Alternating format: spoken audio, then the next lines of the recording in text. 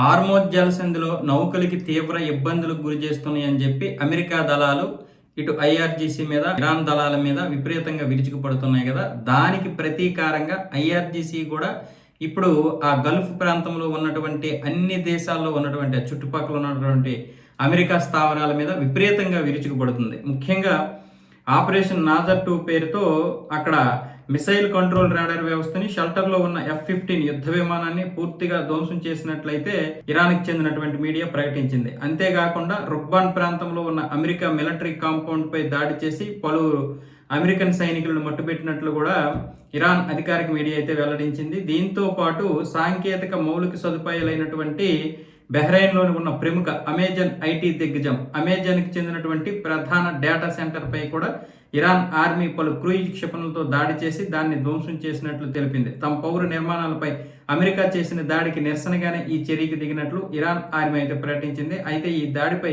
Amazon కానీ Bahrain ప్రభుత్వం కానీ ఇప్పటి వరకు అధికారికంగా స్పందించలేదు. దీంతో పాటు ఆపరేషన్ లైట్నింగ్ ద్వారా మరికొన్ని దాడులు కూడా చేసింది ఇరాన్.